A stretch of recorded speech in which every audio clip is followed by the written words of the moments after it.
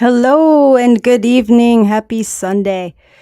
Bridge Sky here. You're listening to Kiss Recovery 101. Kisses Keep It Simple Stupid. And Recovery 101 Basics. Basic stuff here. I know for myself, gotta keep it simple. I can overcomplicate anything. And if you're already giving me complicated stuff, I'm going to make it that much worse. So just like to pick a topic. My guest is coming. She's on her way. I was with her earlier, actually, and we went to this Halloween trunk and treat thing, and it was very too many people, not well planned. People were cutting, and I think we waited an hour and a half, and literally it was a couple pieces of candy, and there's still another hour and a half to wait. So yeah, I didn't plan that well, but anyway, so she will get here eventually, and my plan is to play the clip when she comes, so when I step away, yeah, it's not gonna be dead air. So tonight's topic is so important, and I think that if you do anything to advocate for our community, the recovery community, it is just using that language, that positive, modern language, especially, around people that aren't in our community. But I actually find that it's so crucial to use this newer recovery language amongst my peers as well. In fact, I find that I feel icky when I'm using the old terms because that's just, I resonate now with the more positive language. And I definitely feel like, lead by example. And so if I'm trying to say language is so important and use this language, but then when I'm among my peers, I'm, you know, letting other old terms come out, it's like I'm a hypocrite. And a hypocrite is like one of my biggest pet peeves. Okay. So, yeah, if you're just tuning in now, if you did see the post, it's get the Addictionary. So I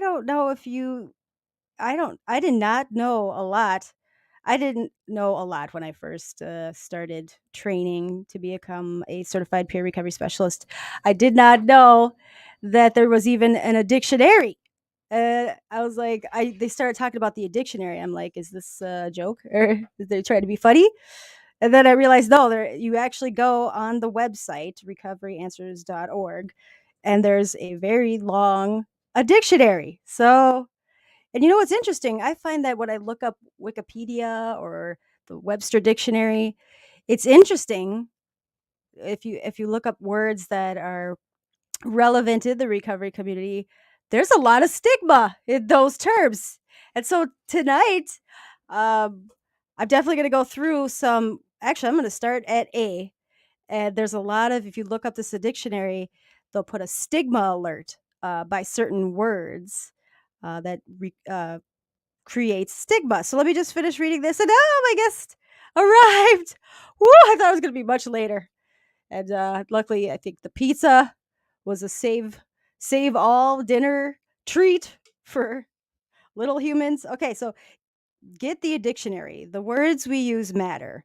Caution needs to be taken, especially when the disorders concerned are heavily stigmatized, as substance use disorders are. If we want addiction destigmatized, we need a language that's unified. And that's perfect. That's just what I was talking about. It's so important that even outside of like within the rooms, I'm using the more positive recovery language because um, I actually, my guest tonight, I'm going to introduce my guest. It's been a minute. Returning guest, one of my favorites, one of my besties I refer to a lot. Pull that chair up closer. We are sharing this mic. Guest, you want to introduce yourself?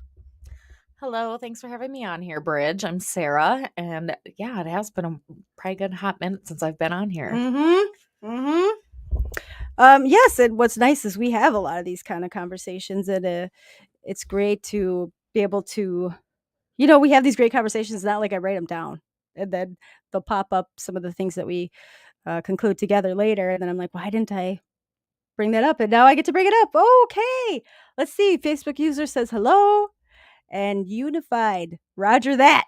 Yes, beautiful. So let's unite. You know, it's the I find that it's the stronger, together we there's a lot of us, millions of us, right? But I was just I called in on Thursday nights. There's the Revolution Recovery Live on YouTube. Great live YouTube podcast. And I called in, they were talking about MAT, medical assisted treatment, but they were also talking about how, especially in the different LGBTQ communities, other different communities, NA, what is it? Buddhists, how how we all separate, like that's okay. And I definitely encourage that because you want to be in a room where you feel comfortable and very much similar. However, we can't fight with each other. We got to be a team. And so it's really scary when I see small petty things the groups are fighting about and it's separating us and we need to stay united. Okay, Sarah. So I got some really cool, interesting ones. Like I said, I just started at A, but I thought we could literally read through some of them and give our takes on them. Do you want to read? I just First of all, some people like me, myself, I didn't know. I never knew what stigma really is. So this is just the Wikipedia. What is stigma? All right, stigma. A mark of disgrace associated with a particular circumstance, quality, or person. Hmm. Yes, stigma. And stigma comes with a whole bunch of different things. But again, we're focused on recovery. Um, and then there's another we talk, okay, you are the one who clued me in onto what's called the self-fulfilling prophecy. I actually think I have this Mhm. wonderful. Do you want to read? So what, Sarah, is the self-fulfilling prophecy? This is a key reason I don't say I'm this or that or label myself. I always introduce myself as Bridge Recovery. Yes, and this it is a thing. So, a self fulfilling prophecy is a psychological phenomenon of someone predicting or expecting something and subsequently the person's resulting behaviors align to fulfill the belief, and as such this prediction or expectation coming true suddenly it is simply because the person believes or anticipates that it will. Mhm. And oh my gosh, that was so true for me. I found that when I finally decided that it didn't make sense for me to label myself this or that because everybody else was and that was the protocol. First of all, there's no rules that state that. And second of all, the minute I decided, this feels right to me, this is what I'm going to say. This was even before I found the training and sit where I'm at today with being a peer recovery specialist. The minute I started saying bridge recovery, it was like this weight lifted. Like I got the choice to align with what felt right to me. And also, it changed my thinking, like thinking more of myself in a positive manner instead of, you know, the stigmatized label that nobody fits in whatever certain box. Like, I love how, I mean, I could ramble on, but Sarah, would you say, because I also noticed that you say, Sarah, recovery, when did you make that change and what prompted you to do it? And do you notice a difference? And has anybody ever called you out on it? Uh no. When I was managing the sober house, I had a few girls question or ask why I use recovery instead of alcoholic or addict. And to be honest, I I think I came across it when I met you, and I appreciated the fact that it was actually something that I was doing versus a shaming word of who I am. And with the self-fulfilling prophecy, I think I did enough of that growing up. I knew I had a problem. I used to call myself an alcoholic all the time. Well, guess what? I turned into one. um, and I think a lot of the self fulfilling prophecy too always stems from or starts with joking like that. Oh, haha, I never win the lottery. Well, you know what? Not with that attitude. But that's the basis of it. But yeah, I have other people that have asked me why I choose to do it, and after I explain it, I've had a lot of aha moments in people's eyes when they look at you and they're like, "Oh." And you hear them later on in that they choose something else that's more accepting or positive, or something that they're doing well, not something that is just a label. Mm-hmm. Okay. And I'm excited to get into the Addictionary. We're going to go through some of the words starting at the top. This might be a series. This might be something I continue, but let's get, oh my gosh, comments. Okay. Oh, it's Martin. Hey, Martin. What's up? It's another Facebook. Love you, Bridge. Love you too. United is important. Absolutely. Oh, Facebook user says, hi, Sarah. Sending hugs to both of you. Aww. I can't see who any of them are. It just says Facebook user. Okay, so the clip I'm going to play, it is a longer one. It's a little over 3 minutes, but I think it digs deeper. Like Sarah and I have talked about, if we were millionaires, we would start our own treatment center. But it wouldn't even be called like a freaking treatment center. No. No. And it would be focused on, well, we're definitely just out of the box thinkers, but more not your clinical typical, here's what you're gonna, it's really gonna be person centered. There's so many places that say they're person centered and they're not. No. They're like, you're person centered, but here's 10 things that you have to do because we say so. And then what did you want to get? And then it's not person centered. But I think one of the key things is this clip is really starting with the basics of thinking about what you're thinking. And I can look back now that I understand what manifesting is. I realized, well, now I manifest for good things, right? Really things that I really want intentionally for my life, for myself, for my future. But I look back, I was manifesting really negative things. Oh, this is just isn't going to work out. I know I'd be in a relationship and I'm like, oh, everything's going so well. Something bad's going to happen. Again, self-fulfilling prophecy. 100%. And or just in life, oh, this is too good to be true. Yeah. Something's gonna, waiting for the other shoe to drop. Absolutely. And so I watched, now I will, with that, just that awareness piece. So one of the things, if I was to have, um, especially like a treatment for people that have gone through the ropes, however many times, and it ain't working. Well, there's a reason it ain't working. When they go back, when I've gone back, they start me at square one. I've sitting in a room of newcomers, back, first time in treatment. And it's like, it felt like such a waste of time because first of all, they never asked me questions. No, they asked your data, your whatever geographical or whatever it's called, demographical questions. They didn't really want to know me. They didn't really want to know my strengths. They didn't want, they just, were focusing on. You were another number. Yes, I was another insurance collection. Yep. And so one of the first things I would, when someone comes in, is I would really want to get to know them. Whatever capacity they'd let me. Let me tell you, I was very guarded in the beginning. Okay, sorry, rambling. So my point is, this clip talks about how it's important to really, first of all, figure out what you want, who you really want to be, and then what you want in life, those kind of things, and then really manifesting and focusing on those things. And a lot of times, the things that we think about during the day, that's feeding into our subconscious. Our brain is like, yep, that's what it is. So if you're telling yourself shitty things, yep, that's what it is. So, okay, so do this clip really quick, Sally. Could you go ahead and get the Bluetooth connected? Power on. Bluetooth pairing. So if you go on YouTube, Bluetooth connected. I've actually might have played a chunk of this clip before, and I might have even played a part of this before, but I don't know if I really focused on the main message. So here we go. If you go on YouTube, the channel's Video Advice, and this video is called "You Are the Creator." Warning: this might shake up your belief system. I love that you are the creator. It's, the whatever, you have the higher powers and all that. But what about being able to visualize or really believe in there's a better, higher version of yourself that we're trying to attain to, right? We've had this conversation too. What would that person look like? Okay, so here we go.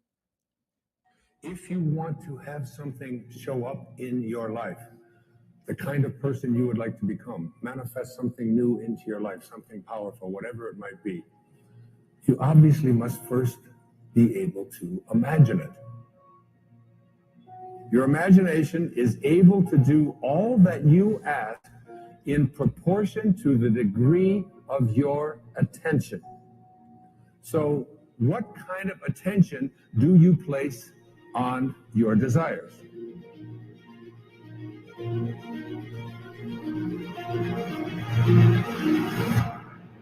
Einstein's most famous quote, one of his most famous observations, he said, "Imagination is more important than knowledge. Knowledge is limited. Imagination encircles the world. Logic will get you from A to B, but imagination will take you everywhere."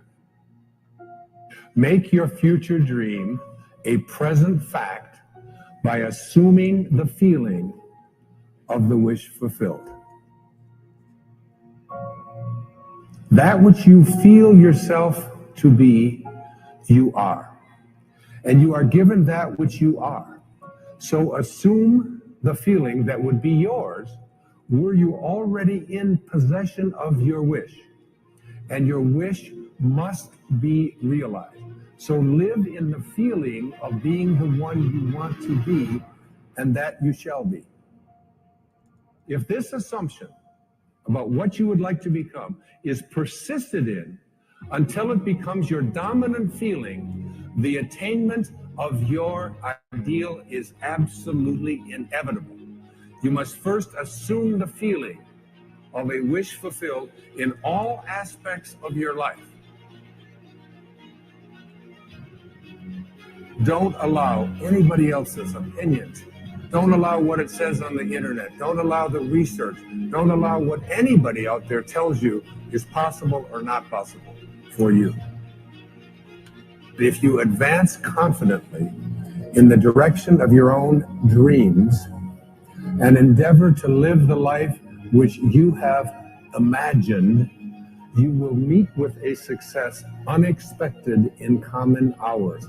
It will chase after you if you can place into your imagination what it is that you would like to attract and begin to feel it. Start retraining your subconscious mind. And your subconscious mind, it responds to what it is that you suggest to it. Your subconscious mind rules your life.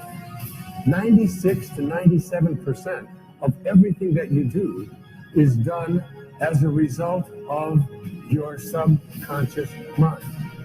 And when your subconscious mind gets programmed, it goes ahead and responds to whatever it is your conscious mind has placed into it.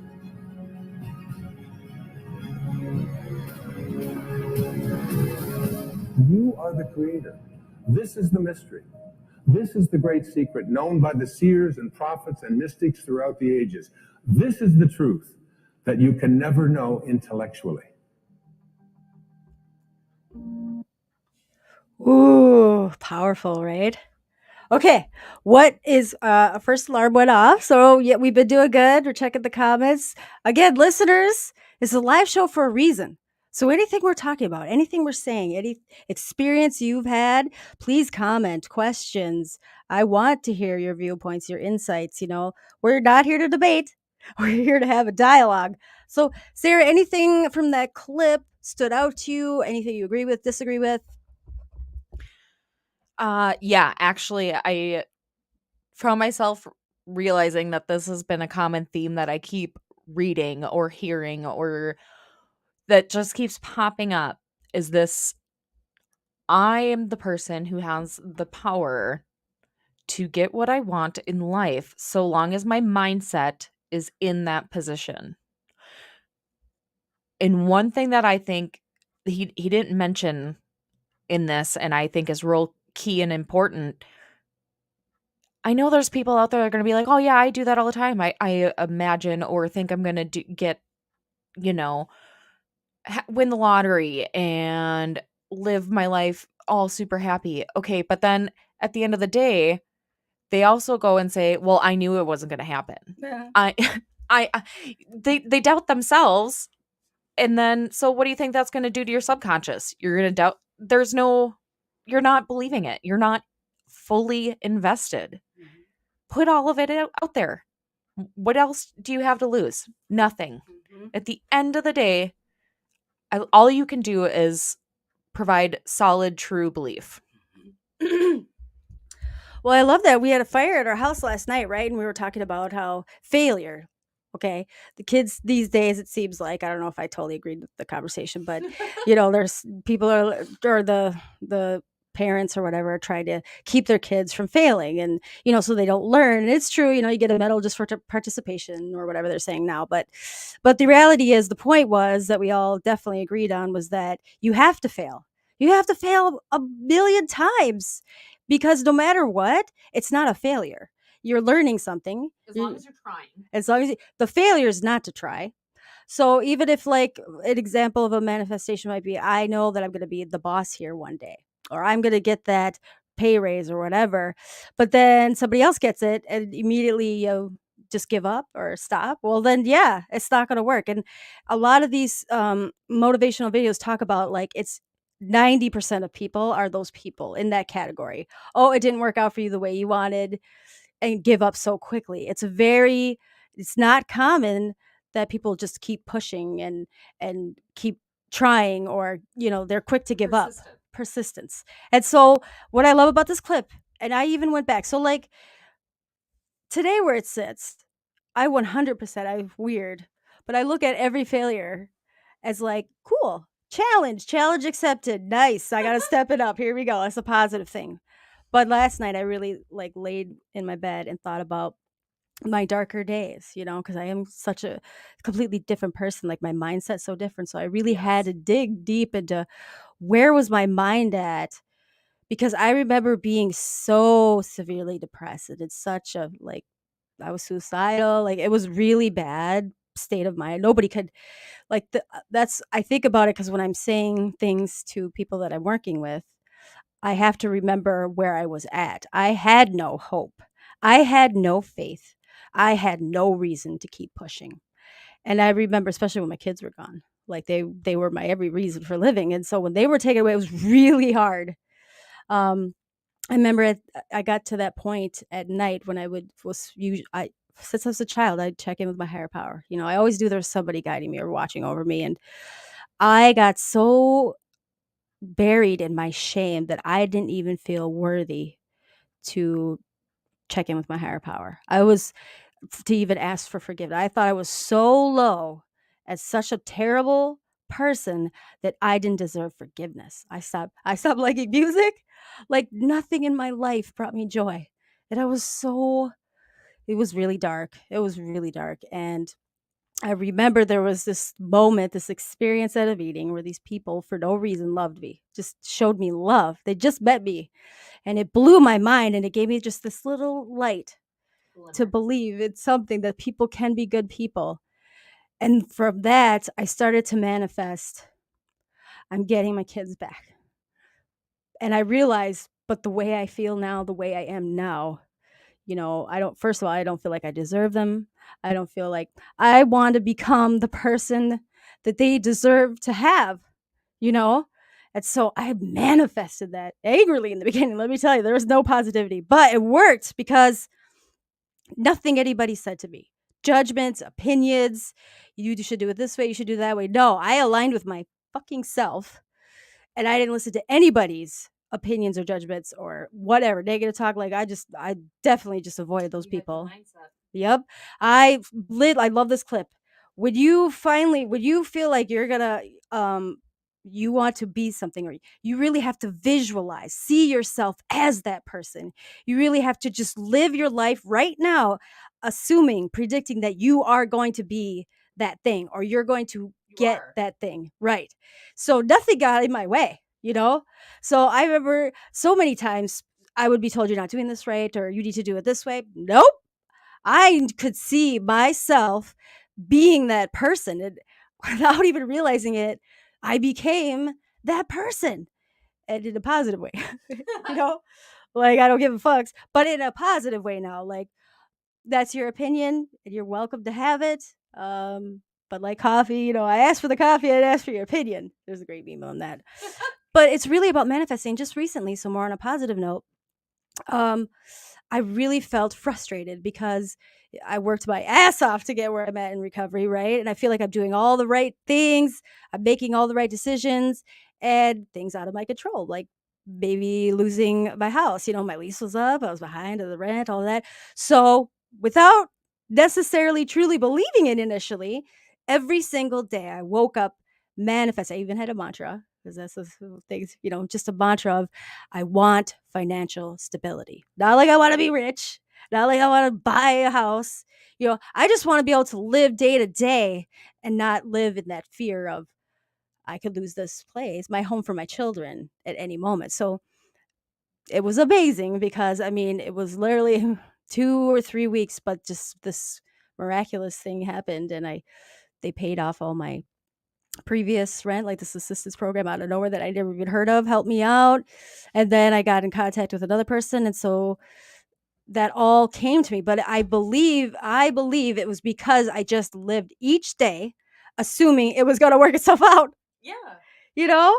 And so it was funny because people would be like, oh, how you doing? How are things going? Oh, how's it going with the house? Like, I thought you were going to, I'm like, I don't really want to talk about it because I had made my decision. And I know if I told people really what was going on, I'd see that look of worry. I'd get all the You'd questions. start doubting yourself. I'd start to my brain wanting to protect me would be like, oh yeah, you really got to start worrying about it again. Da, da, da. So I just didn't. I wouldn't. So yeah, let's get into okay. Let's see. Never give up. Um, he hasn't. Oh yes, Facebook user. Okay, so Sarah, recovery language. Now you're getting more apt to it. You took the training too. Yes. Was there any things right away that you heard for me, I've been in a bubble, okay? Like I've been in my own world. I'm just very much I like being a hermit. So when I took that training, there was a lot of things I never heard of. So they kept saying SUD, SUD. I'm like, what is an SUD? And that's a substance use disorder. I'm like, what's a substance use disorder? I didn't know anything first walking in. So is there anything now that you definitely make a point to change that language use? What was there anything first coming, like, getting in the training and all that? Was there anything that stood out to you like, oh, that's different? Oh, I liked that, anything? Not really. That I can think of right off the top of my head. What I do recall and being frustrated with is I hate meeting with somebody or talking to somebody for the first time and they use acronyms or specific things as if you know them. They just assume that everybody else knows. No, we don't. Nobody else knows any of those. They all started because somebody made it up, and then you have to tell other people about it. So instead of just acting superior to me and listing off a bunch of acronyms without explaining so that I have to look stupid and be like, I'm sorry, what's blankety blank stand for? No, just start from the beginning. If you know the person knows the acronym, sure, use it. If not, I always talk without using the acronyms to anybody that I don't know for a fact knows it. I think it's almost like I don't know. It's a personality flaw that is one of my pet peeves. Yes. Well, just consideration, a lot of it is still very much new. And okay, let's jump into the dictionary, and then the hot seat alarm already went off, Sarah. You ready? Okay. A for addict. I feel like we're on Sesame Street. Okay. So go ahead. How about I'll say the word. So the first one I wanted to bring up on the A list is a stigma alert. I'm only picking stigma alert words. And we'll talk about maybe why it's considered a stigma alert. So addict. What does addict mean in the dictionary, Sarah? A person who exhibits impaired control over engaging in substance use or other reward-seeking behavior such as gambling, despite suffering severe harms caused by such activity. While this language is commonly used in order to help decrease stigma associated with these conditions, it has been recommended to use person first language. Instead of describing someone as an addict, describe them as a person with or suffering from addiction or substance use disorder. Mm-hmm. And I wouldn't mind saying that, but recovery is just so much simpler. 2 words. Okay, great. Okay, next one. Alcoholic. Stigma alert. Go ahead, read that one. Similar. A person who exhibits impaired control over engaging in alcohol use despite suffering severe harms caused by such activity.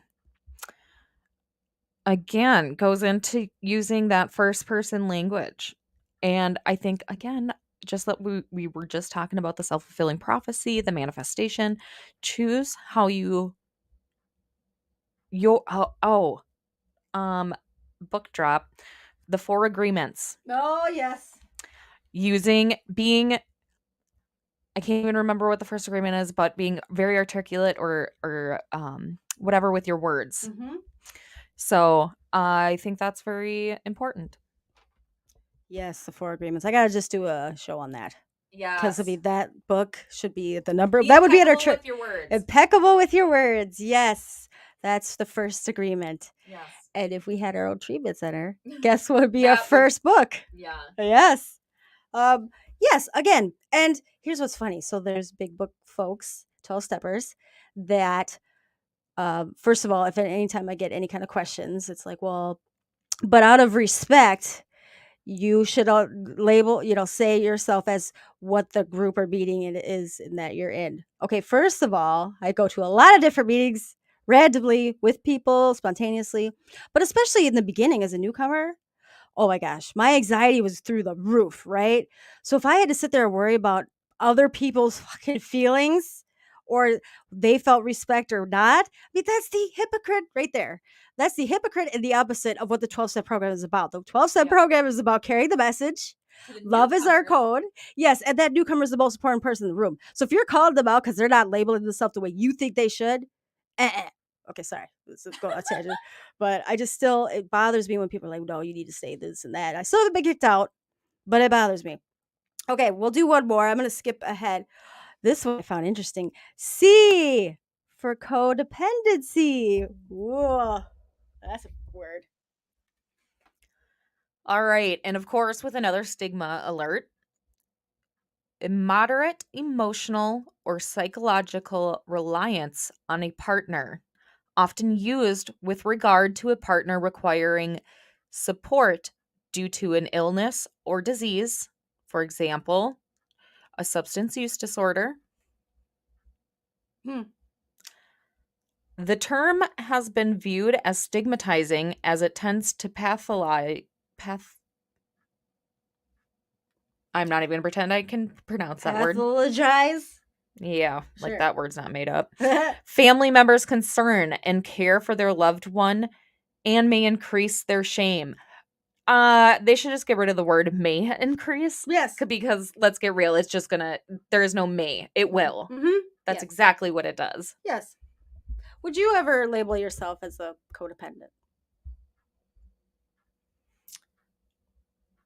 I mean, if we were taking off like the recovery language piece and the stigma, like, have you ever said to Sarah, I'm codependent, or recognized it as there's a codependency issue? No judgments. You know, looking back at my behavior growing up, and especially while I was using, I can see clearly how I did have codependency issues. Mm-hmm. In both directions. So being codependent upon somebody as well as being the person to allow somebody to be codependent upon me. Mm-hmm. And yeah, both are down bad rabbit holes.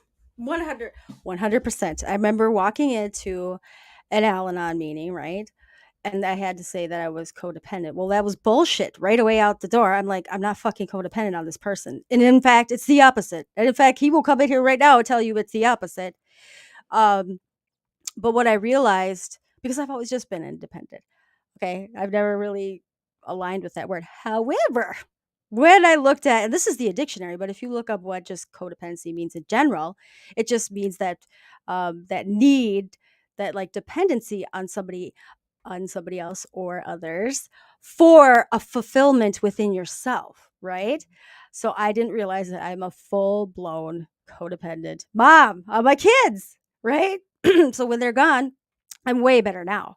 But this is a big reason why I had substance use disorder, because when the divorce happened really quickly and they were being taken away from me to go visit their dad, for me it was like instant, that's where I could see that I had issues. And even still, like, I'll notice that instant empty feeling inside me, but I know how to cope with it now, and I know how to fulfill that now. You recognize it. I totally recognize awareness is key. Yes. But I don't like that also, I just don't like that I'm codependent, like I'm dependent on something. I'll have to look up further, but what would be like a better word? Because like yeah, I don't know actually. What I think about it, it's like, could I live without my child? I mean, I could, but I'm learning to more plan for that. Like find that uh sit with that awkwardness, sit with that uncomfortableness, right? But pinpointing, that's where I like the Buddhists. Like that's where I like recovery dharma, is really becoming one with myself. It's not a good day. It's not a bad day. It's not good that they're gone. It's not bad that they're gone. They're just gone. But it's okay. I mean, I try to live with it's okay. Like I've instilled with them the things that I'm hoping that, that is useful to them and when they go out into the world.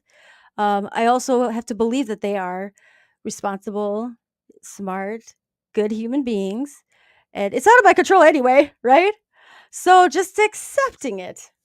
But yes, I've definitely come a long way, but I definitely see that. But I do not like the codependency label. Okay, the hot seat. Ooh, let's quick play the thing. So, Sarah, these questions I made a point to align with this topic, and I think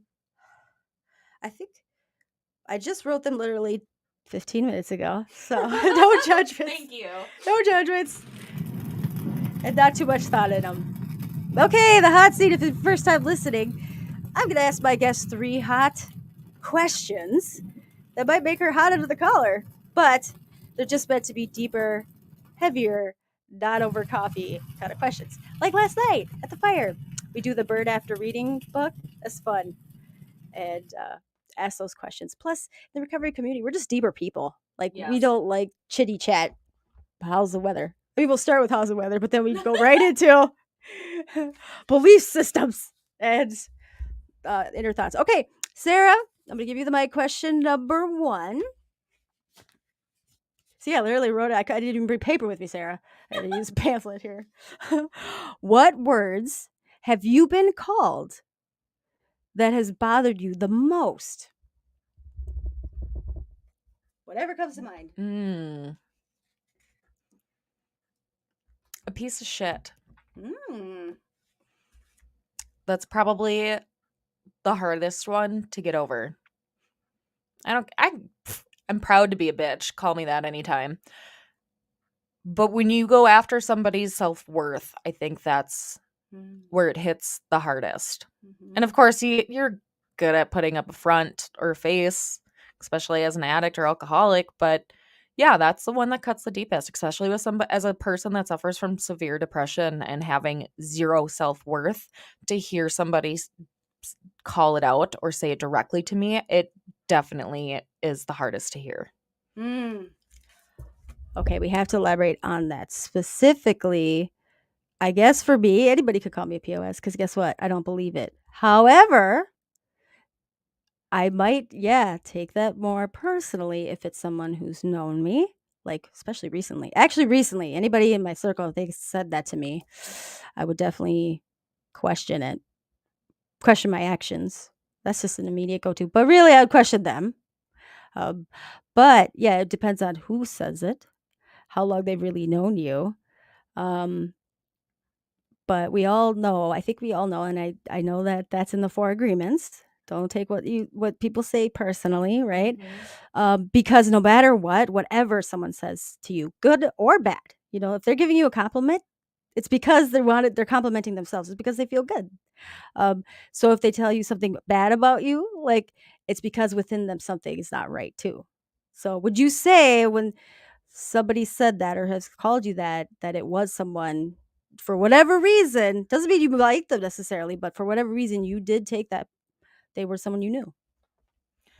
Yeah, actually, it's funny because I was picturing this as I was talking about it, and I remember growing up and my mother, the person who, I mean, your parents, your mother and your father are 2 of the most important people as you're growing up for influence and instilling belief in yourself. And I would hear things like, you are a piece of shit, you're a terrible person, or you're a mental nutcase, just nitpicky things that would come out wickedly.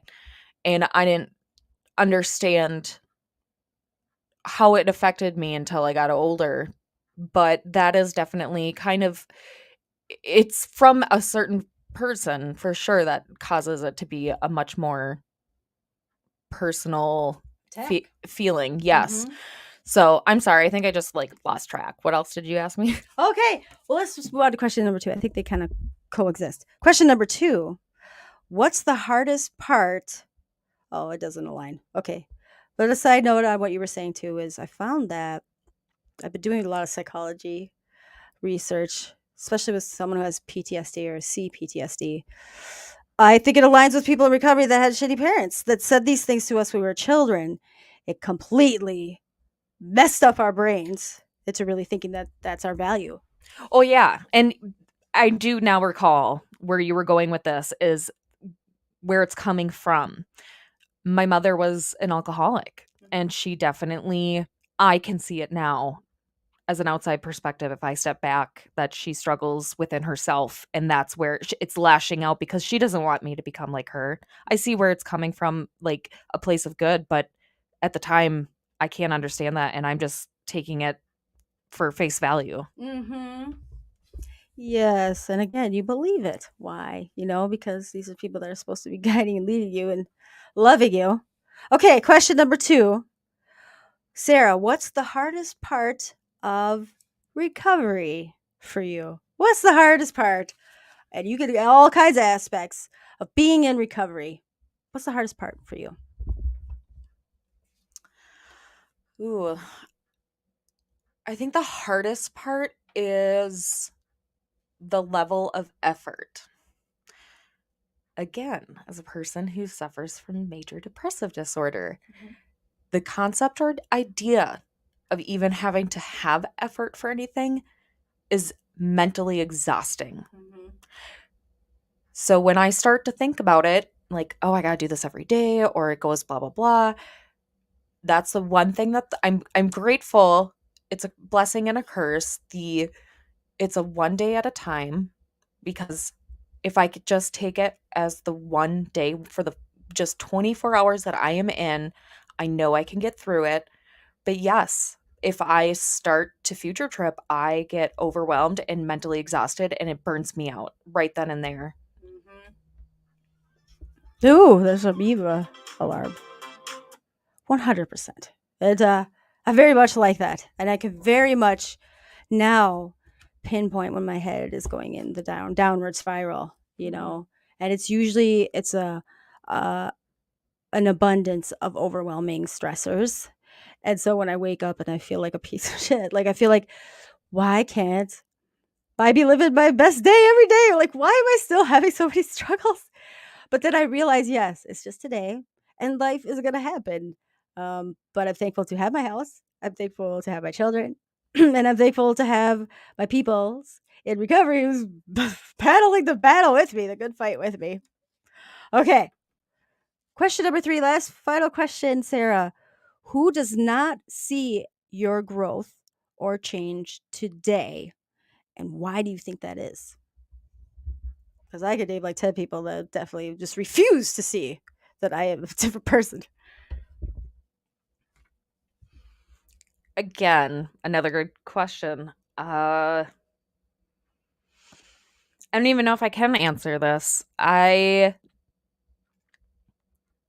don't know for a fact that these people haven't seen the change, but I also haven't given them the chance. So I think anybody in my immediate circle has definitely seen a change, and whether they say it out loud or not, I don't think anybody has held any kind of negative. I don't even know how to word this right. Okay, getting personal. My siblings in my life, I have decided to cut out for many personal reasons.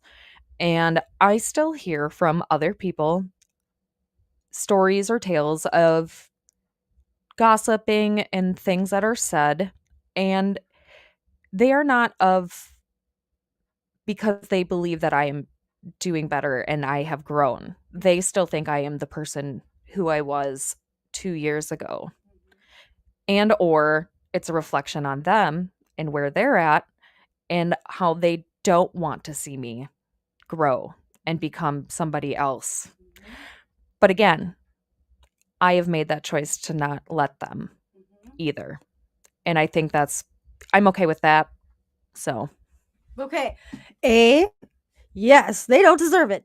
So you get that choice. You get to choose that. And B, yes, it's 100% because they want you to still be that person. Why? Because you're beneath them. Okay. So I know for a fact, 100%, anyone around you, via ex, via parents, via siblings, first of all, good things. Even if they hear the good things, yeah, it's gonna be in one ear out the other because they don't want to accept that you are better. And I'm sorry, but that shout out to all the black sheep of the fam, right? So I have also cut out a lot of people that continuously would not allow me to even enjoy any successes. They'd bring me right back to, well, you did this a year ago. You did this when you were little. Well, always bringing up shit in the past. First of all, as a child. And second of all, that doesn't make me a bad person. It doesn't make me who I am today.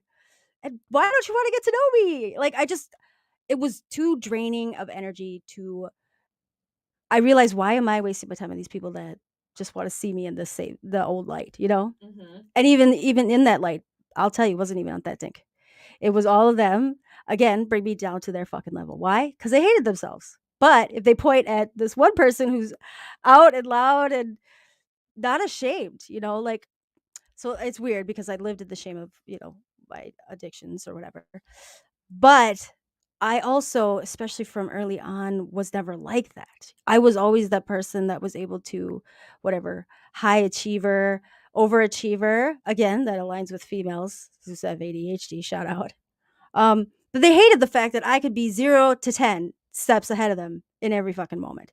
You get me going on my creative thing, I could, do what maybe an average person who's not that creative, I could put something together in a day that they would take a month to do. So I've always been hated on, right? So I realized that yes, I align with the people that love and support who I am today.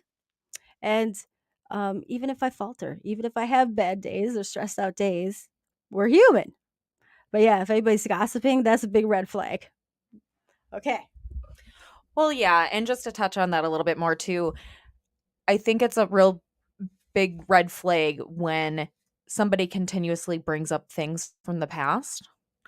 I understand recalling something or sharing a memory or using something as an example for a reminder for not going forward with something current that's going on, but to use it as a place to shame somebody or judge somebody or a place that you're holding them at is that's a huge red flag on them. Mhm. That's somebody that has no capability to grow at whatever moment you're in, and that person needs to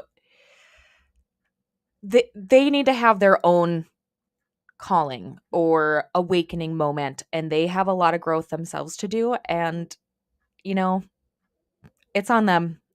And that's the other part of the whole recovery world is knowing what's ours and what is other people's, when to walk away. Oh my gosh. Okay, I just had a light bulb moment. So here's the thing. I think of certain people, family members, myself, my mom would be key. She doesn't have the capacity. Okay. First of all, if there was even that possibility, she'd have to do a lot of therapy. She'd have to do a lot of work to even understand what I think she could be capable of. Who knows? But here's the thing.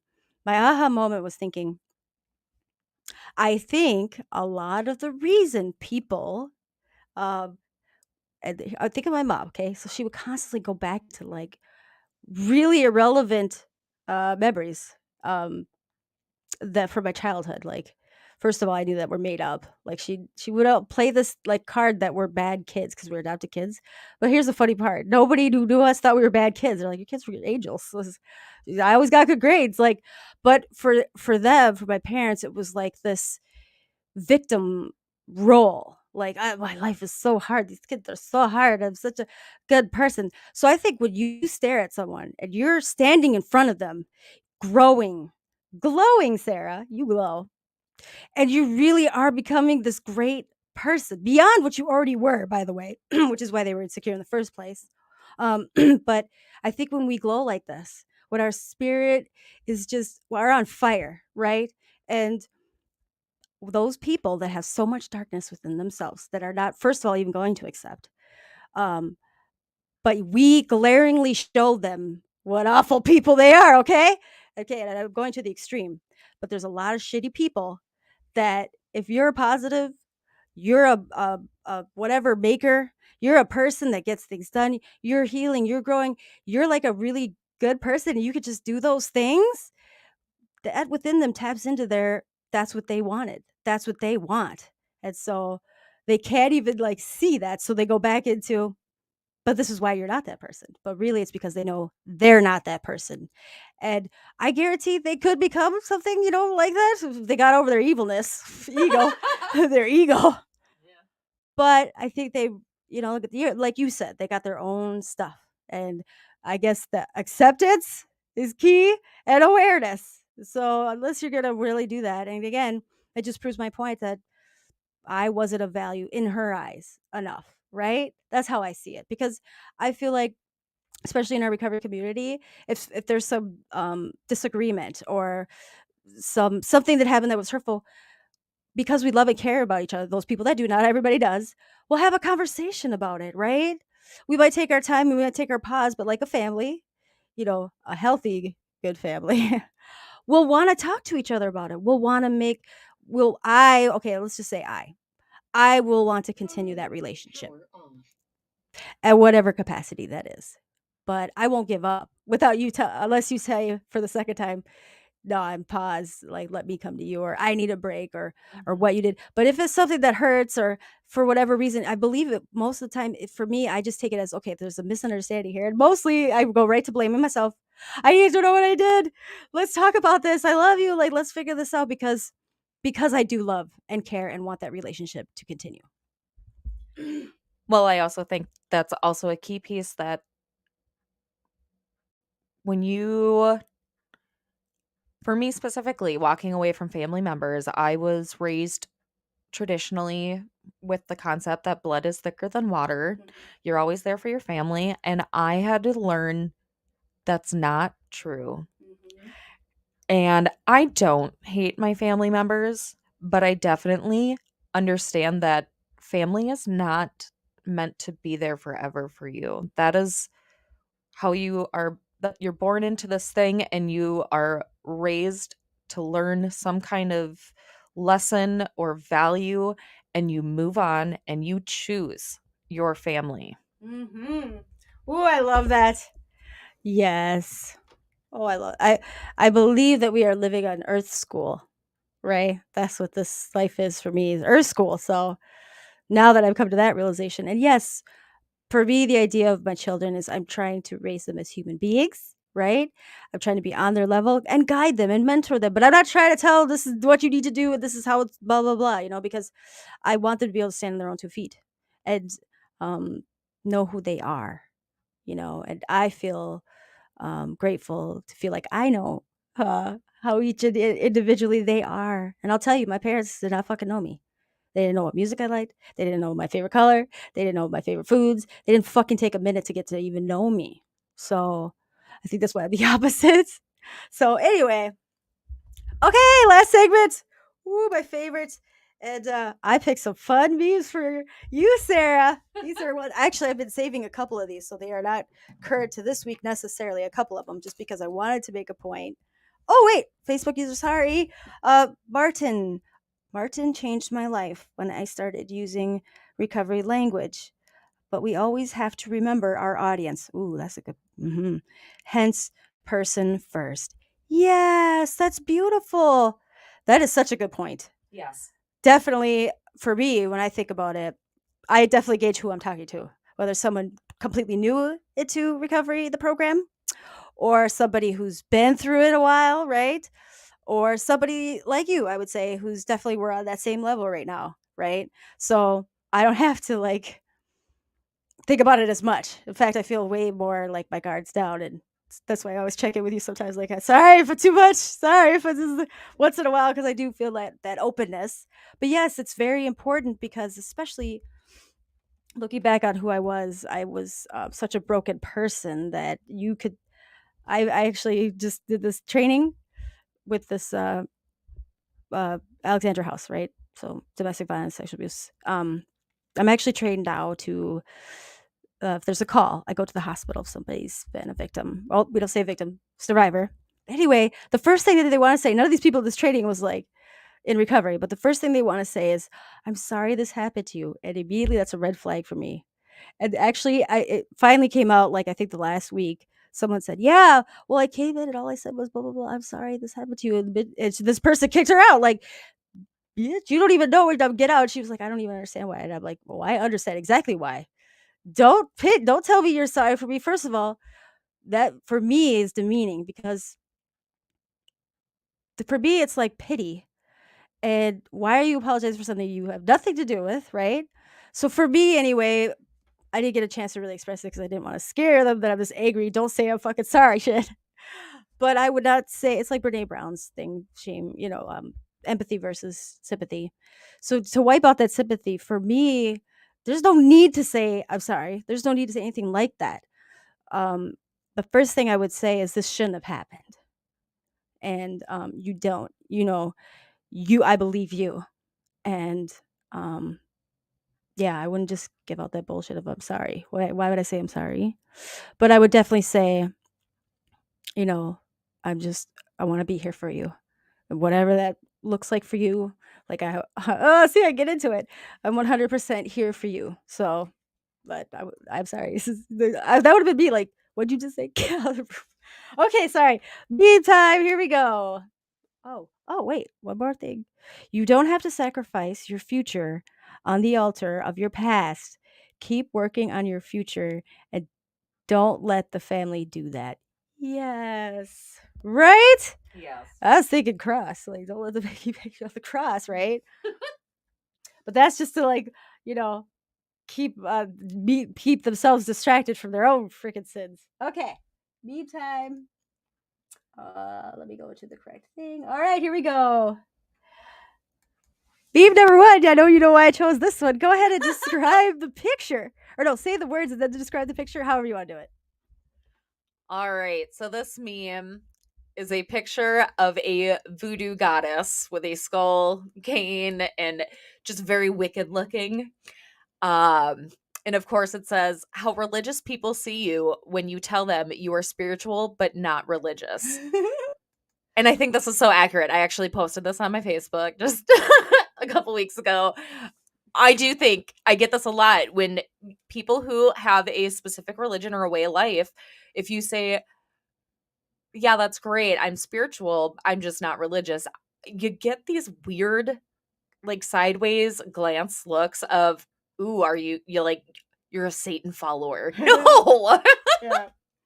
Yes. Well, that's what I did like about the 12 steps. It's just understanding that it's a spiritual, even though there's a lot of religious terms in there, it's a spiritual program. So I got to understand what spirituality means versus religion. Yes. Yeah.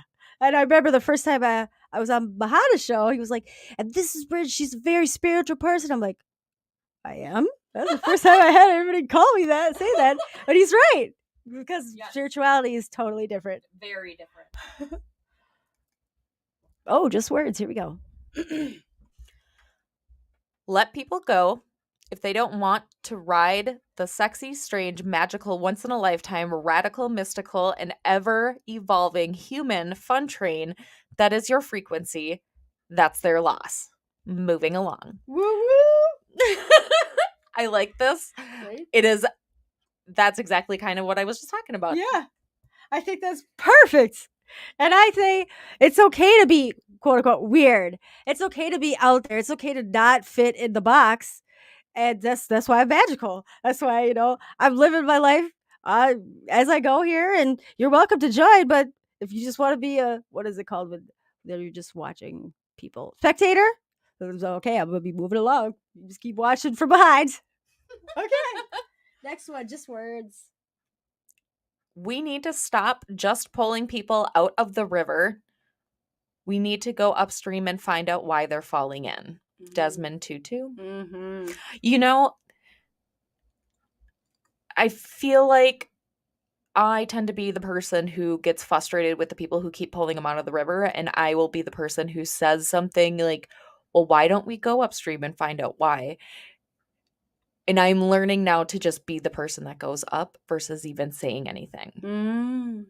Because there's too many people out there that don't want to hear an opinion. They just want it done, or you just have to go and take care of it. Mm-hmm. Also, the flip side of that, that's why you always ask for forgiveness and not for if you can do something. How does that go? Yeah. I always beg for forgiveness. Yes, versus ask permission. Yeah, rather than even ask for any fucking permissions. And so this quote is from the Tipping the Pain Scale documentary, and I loved it because yes, like that, especially where we are now, like pulling people out of the river, pulling people into recovery, right? But what I loved about Joseph Green on there, I feel like that's what he does. He's right starting at the youth, right? He's really starting to empower the youth. So, we had Dare, which is not productive. Okay. But I like Joseph's take on it. And I definitely found that in this training that I had, there was a youth leader there, and they're trying to do this youth leadership program. But what he does is these families that are in this trauma for domestic violence or sexual abuse, by the way, it's this month still, the October. Um, he's hitting those teenagers. He's hitting those middle-aged kids that they know that the parents or whatever reason might be at a shelter or mom or whatever, something's going on, but the teachers don't see that, right? The teachers see the kids acting out. They see the teacher, whatever. And so this youth leader goes in and starts building this relationship with them. It's beautiful. And then in my mind, I'm like, man, if I would have had somebody intercept, right at the age of like 13, 14, maybe even 12, and just gave me that light of this is what life can look like, and let's dig into like who you are. Like, I don't even know if I would have went into, Dare was, these are the things, this is what it does to you. And all that did was make me more curious. Oh, I'm gonna get in trouble. Okay, we'll see. The challenge accepted. Let's see if I get in trouble. I didn't get caught. And I'm not bragging, but there was a lot of things I should have been in trouble for. But Dare is just like, just don't get caught. Okay, bad example. But anyway, but this applies to anything really. And there's this beautiful book, Oprah Winfrey, and I can't remember the other child psychologist doctor. Beautiful book called What Happened to You. It's amazing. I did the audiobook, and now I'm rereading the book through a workbook, and it's 100% explains anybody, especially in our world. That's what our treatment center would be, Sarah, is really let's help them understand first. I didn't even know what happened to me was not normal. Okay. Yes. But really getting to know that person and helping them get to know themselves. Okay. Oh, okay. Sorry. This is just where it's very accurate to my life. You can probably understand. Go ahead and read it. Okay. In fact, I think I sent this to you guys. You probably did. Okay. Electricity bills be like usage, $40.21. Distribution fee, $152.30. Processing fee, $75.92. Accessing fee, $45.21. Transmission fee, $34.50. Fee, $15.80. Fee FIFO fum fee, $17.75. Might as well fee, $5. What the fuck you gonna do fee, $3. Another dollar won't hurt fee, $1. Oh my god, it is so accurate. Because if you sit down and look down at bills, you're like, the accurate one on there is the what the fuck you gonna do fee. exactly. Oh my god, exactly. And I'm talking renting. I'm renting, and all of a sudden, out of nowhere, last year there was like $150 fee. I'm like, what is this fee? I called, and they're like, oh, that's the admin fee. I'm like, there was no admin fee before $150 because they're like, you're short, you're rent. I'm like, no, I'm not. Like, you didn't pay the admin fee. Some new fee they invented. And now they have new ones for plumbing issues. And we're just like, but it's accurate. Like, what the fuck you gonna do, fee? You want to keep living here? You go keep paying these fees. Made up fucking fees, man. Okay. Number 4. Oh, this is a deeper one. Okay, I don't know if we don't have to get too deep into it, but this one really hit me hard. I don't know if it applies. Okay. Nurse. Why do some of the primary care physicians dislike you so much? Me. PCP's trash diagnosis of bipolar disorder. Post-traumatic stress disorder, chronic. Alcohol use disorder, moderate. So the top one they're erasing. Mm-hmm. I don't know about you, but I was diagnosed initially with borderline personality disorder. Did you know? I was diagnosed with that. I was diagnosed with a bunch of shit. But when I actually did DBT and I actually sat down and they looked at my symptoms, a lot of those were erased very quickly. And it turns out, and it was like chronic substance use disorder, all kinds of. Well, they didn't say that, and it was alcohol. I was what is it? Something highly functional alcoholic. Okay, but then erase it and then rewrite post-traumatic stress disorder. Ding! Chronic alcohol use disorder, moderate. So when I remember that when I first got accurately diagnosed with PTSD, which nobody ever even asked the question that, and then ADHD, like it was this weight lifted. And amazingly, most of my depression, anxiety went away. And now when I feel anxiety, like there's normal anxiety, right? Like the people, I think a lot of people have to realize, like, I just call it, I'm excited. I'm excited. There's that mind changing the thinking thing. But there's like a healthy amount of anxiety you're supposed to have. Just to gets you to, but but yeah, it's amazing because I was always, well, and I was so severely depressed because I was not properly diagnosed. And I've seen so many therapists early on since I first started showing like symptoms I couldn't hide. It wasn't even substance use yet. The therapist would just shrug it off. Like they wouldn't even ask me more questions, And I remember sitting down with a psychiatrist and I let out some shit like my childhood abuse and all that. She just looked stunned. She didn't say anything and she wrote me a bunch of fucking prescriptions. So like that's where I feel like, oh, by the way, this meme came from this really cool therapist group, funny memes thing. A lot of them actually apply to my life anyway. But yeah, any thoughts on this though? I think what the comments said in this meme was a lot of therapists see that people out of treatment or hospitals right away are completely misdiagnosed. Yes. I also, they're choosing how to word it. They're being impeccable with their words. And I think that's a wise decision in the world that, especially now when I go in and I have labels on my chart of, I can't even remember what it was. Some lady, some nurse had wrote some crap in my chart and I read it and I went, what a see you next Tuesday. So, but I've gone back now and I have in my chart specific ones that I didn't even necessarily feel comfortable and I had shame over, like the alcohol use disorder, major depressive disorder. Both of those aren't something I want labeled stuck in my chart, but at the same time, now that they have been labeled and correctly labeled, I'm okay with it. I get it. Mm-hmm. I get it now, but then not so much. 100%. And depression is seasonal too. So there's medications if it's a seasonal thing that you come up with. Okay, moving on. I thought this was funny. You tell me. Me reading the community standards to find out that I did, in fact, violate them. And he's looking a little It's like soldiers. Yes. That's totally me.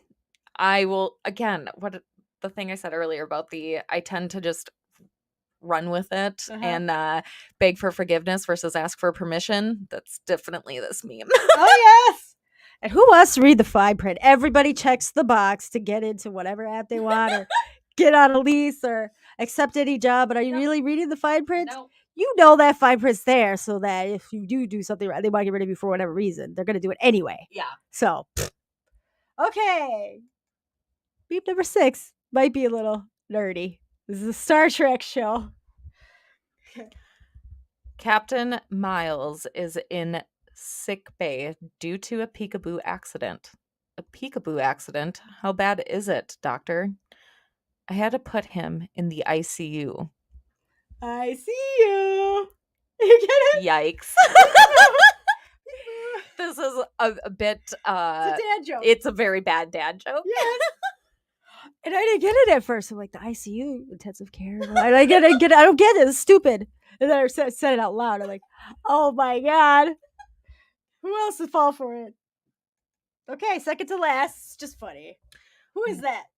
Why doesn't Aldi's have their own brand of nuts called Aldi's Nuts? All these nuts. Yes, I do love this That's one. Ice Cube. Yes. And Friday. Yes. You know, I could just, in my head, hear his voice when he said it. And my roommate, she loves Aldi. And I do like Aldi's but that's her, like, main place. Especially when she buys nuts. I'm like, ooh, Aldi's nuts. It's weird. It's very weird. You know, speaking of Friday, that was one of Lily's first words I taught her was bye, Felicia. Oh my gosh. Yes. But she couldn't say the F, so it was bye, Alicia. Oh, cute. Oh my gosh. I wish you had that video. And it's handy. Okay, last one. All right. If they act like they can live without you, help them do it. Help them do it. Yes. Again, coincides very well with our topic tonight. And yep. That applies to everybody. Yes. Bye. Yeah. Bye, Felicia. Thank you. And that's a great way. That's a great way to end it. I'm gonna check the comments. Go ahead. You look like you want to say something. Oh yeah. Okay. So we're gonna switch it up just here for a second. Sorry. Go for it. I've got one for you that ties into our conversation earlier and what you said about when you realize the difference. Okay. Okay, it says religion is belief in someone else's experience. Spirituality is having your own experience. Oh, I love that. Is it Deepak Chopra? Deepak Chopra? Yes. That's okay. Beautiful. 100%. Yes. And you know what? Okay, I was half joking, but I'm serious. I sent you the video on how to start your own religion because it's pretty easy. Because there's so many things. I think I would have titled myself as is omnis, right? Because there's so many different things, little pieces that I like out of a lot of different religions. But then it frustrates me when I really start reading into those religions. They go way into necessary la la land or way over restrictive rules and rituals and whatever. Weird woo-woo stuff. Mm-hmm.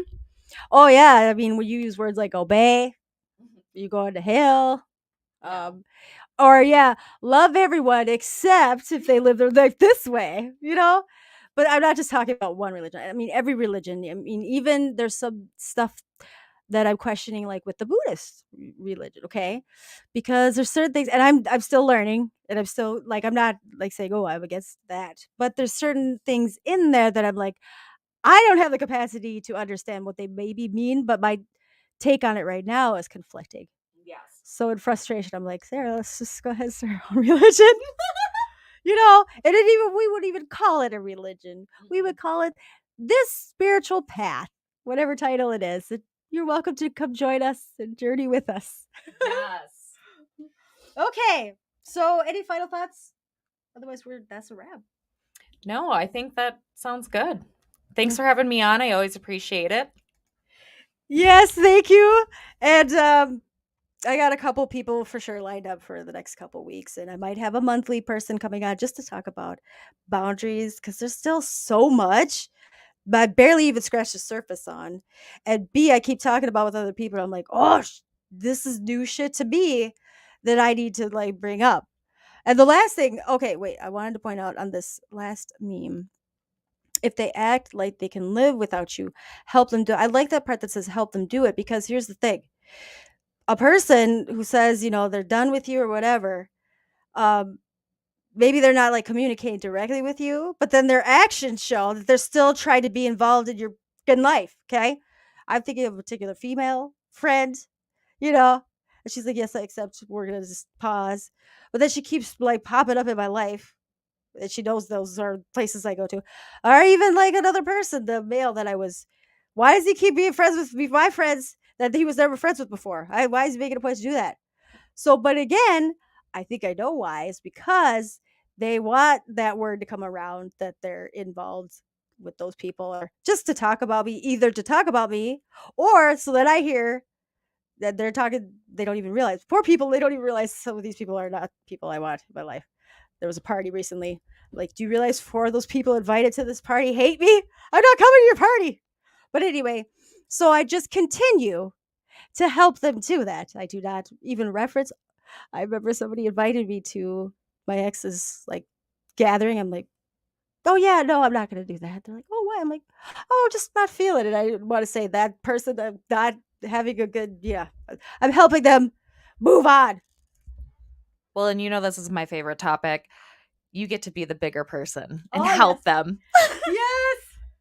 And I still love to share your share, if you don't mind. By all means. Wonderful. She just, and everybody in the room completely agreed, is part of, and it goes to that question of the hot seat, is part of being hard in being in recovery is now that we have this awareness, now that we have this acceptance, now that we're constantly working on ourselves, you know, day to day. Why we fucking, oh, it's overwhelming sometimes to always be that bigger person.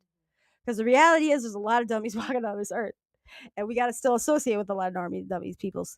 And so, yes, it gets overwhelming. Like, why do we always have to be that bigger person? But again, that's where we got to just make sure we have each other's backs, because, yes, otherwise they'll get to us for sure. Okay. Thanks, Bridge. Thanks, everybody, for chiming in tonight. And Happy Halloween. yes, happy Halloween. Bye, Felicia. Sweet. Okay, I got to play the music. All right. Have a good night, guys. See you next week.